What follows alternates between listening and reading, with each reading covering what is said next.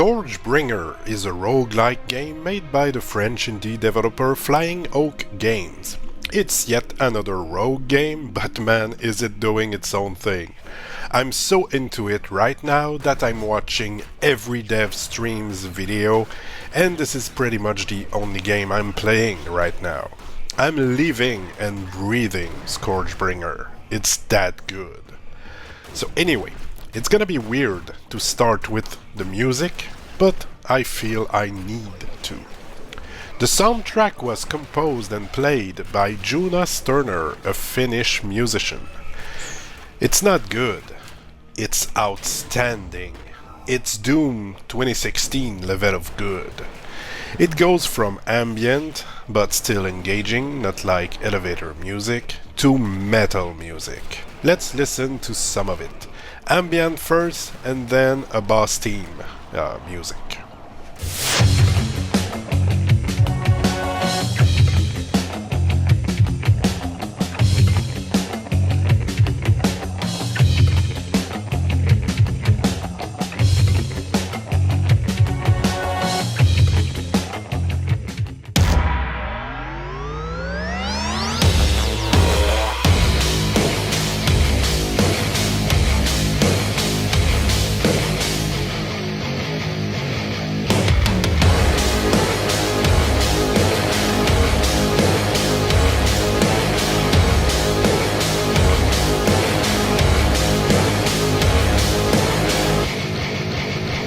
So yeah, I'm actually listening to it on my bus ride and daily walks. I just can't get enough of it.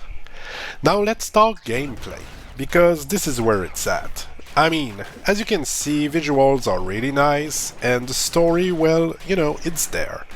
They even did a short animation trailer where you can really see Kira, the main character, in action. But yeah, the story is interesting and keeps you pushing through, but I'll admit I don't understand it fully, so I'll leave that part to the lore people out there. Just so you know, I'm playing the game on mobile, but keep in mind it's available on Steam and all consoles. Started with touch controls, which are surprisingly good. It really works. I usually recommend the controller for most action games, but for this one, touch is 100% fine.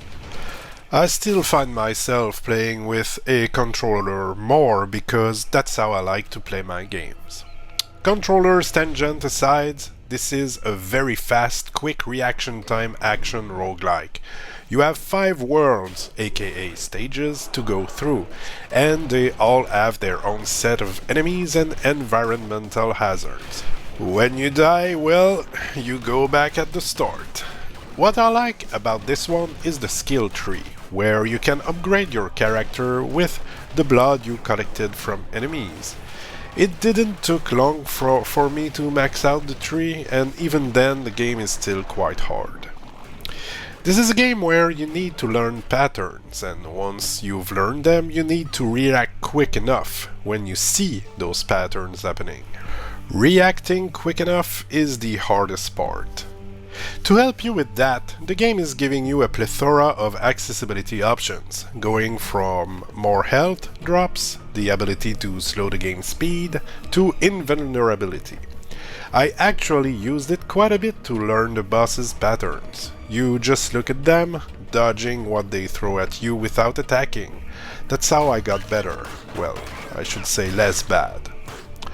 There would be so much to say. I actually scripted this, believe it or not. And yet, I end up being all over the place and rambling about how good it is. That's why I don't review games, man. I suck at that thing.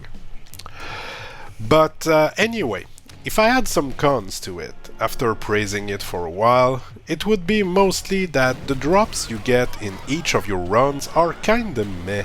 5% attack boost with your sword, a bit more health, some shield that prevents you from losing a hit point, a faster gun reload, etc.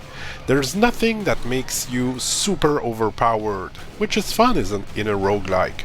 You know, getting some items or weapons so strong that it actually breaks the game. It didn't happen to me yet in ScourgeBringer, after 20 hours or so. But apart from that, maybe a boss rush mode to be able to quickly practice the boss fights. That would be nice. But all in all, I love it. I really, really do. And I highly suggest anyone that is into roguelike games to give it a shot. Alright, enough ramblings. I'll leave the links to a bunch of stuff in the description of the video, and I hope you'll give the game a try. Cheers for watching, and bye bye.